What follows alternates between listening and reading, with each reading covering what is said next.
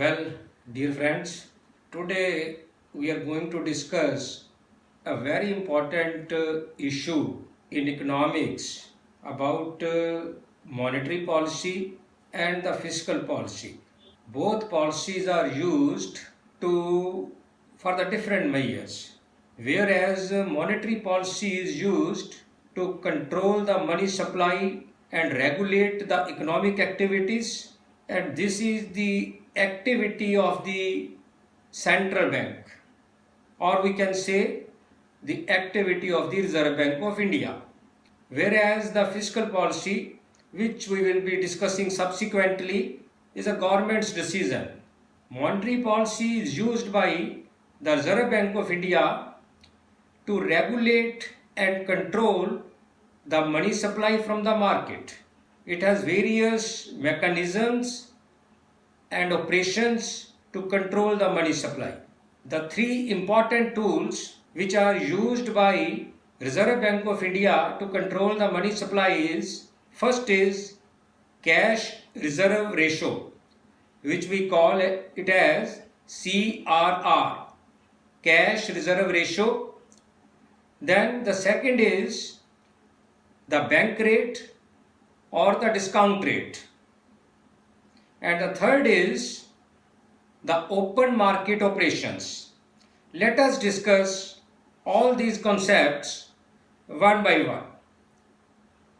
The cash reserve ratio is the ratio which Reserve Bank of India fixes, and all the commercial banks of the country, they are required to deposit that percentage of amount in the coffers of the Reserve Bank of India. When Reserve Bank of India has to increase the money supply, what Reserve Bank of India will simply do?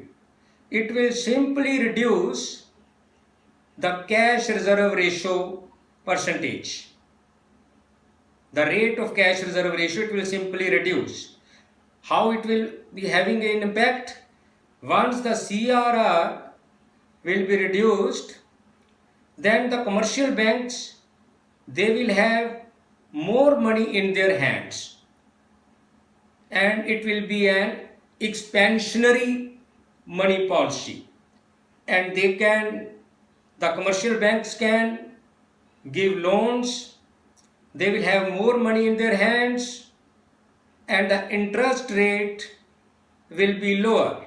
And on the other hand, if the Reserve Bank of India wants to that the money supply should be controlled, what it will do?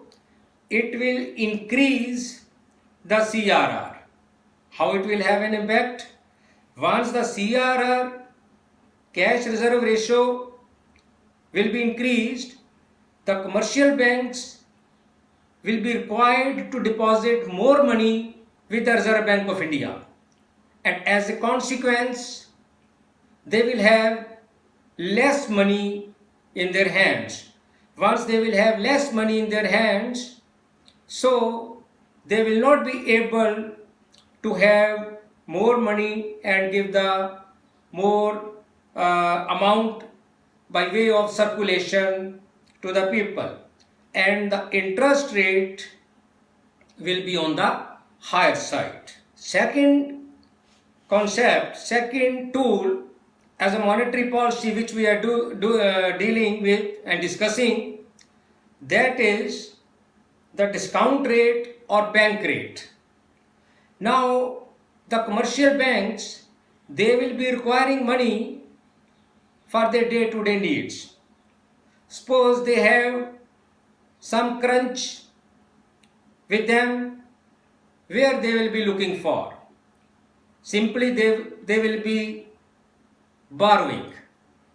They can borrow from their counter banks, the colleague banks, or they can borrow it from the Reserve Bank of India.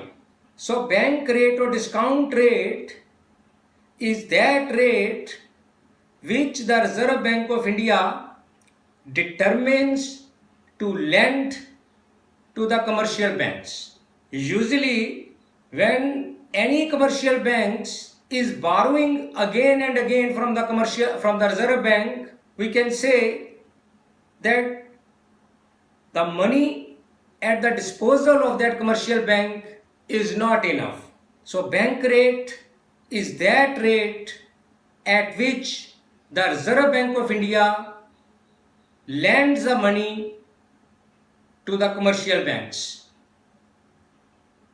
The third aspect is the open market operations. Open market operation is a tool used by Reserve Bank of India by way of selling and buying of the securities, government bonds. When the Reserve Bank of India buys securities, buys the bonds, then the Reserve Bank of India gives money to the commercial banks. And the objective of buying the securities, the government bonds, treasuries, is that the commercial banks, they should have more money at their disposal, so that there should be more money in the hands of the banks by way of circulation to the people. Once the Reserve Bank of India feels that there is a need for escalation in investments, for boost of the economic activities, then definitely Reserve Bank of India will start by way of open market operations, will buying the securities.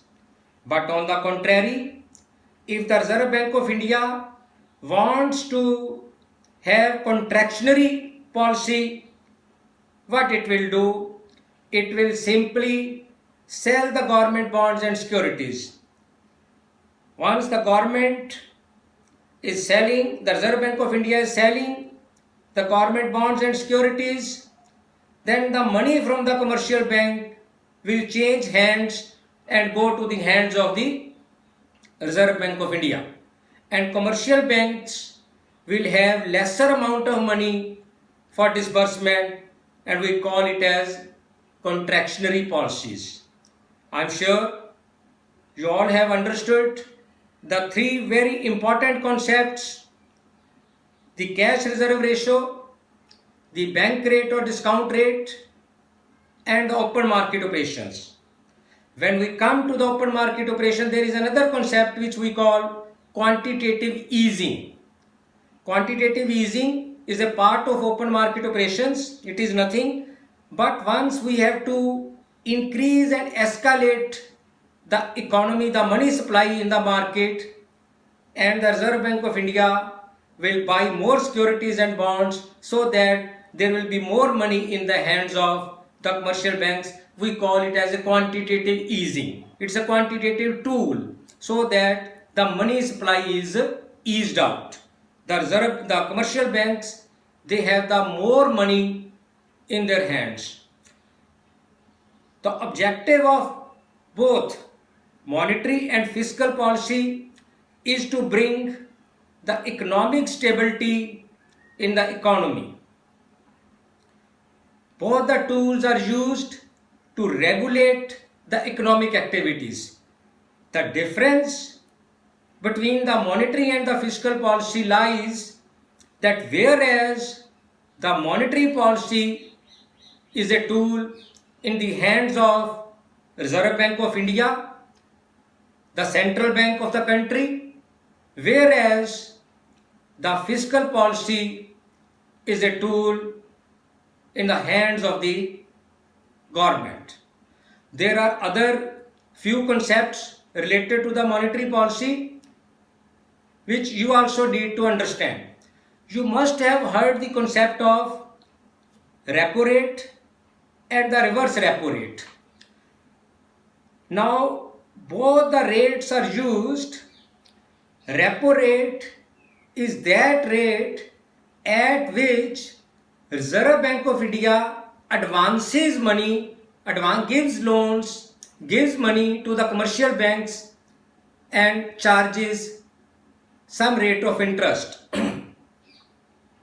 And the reverse repo rate is once the commercial banks they have enough money supply in their hands and they deposit the money in the Reserve Bank of India.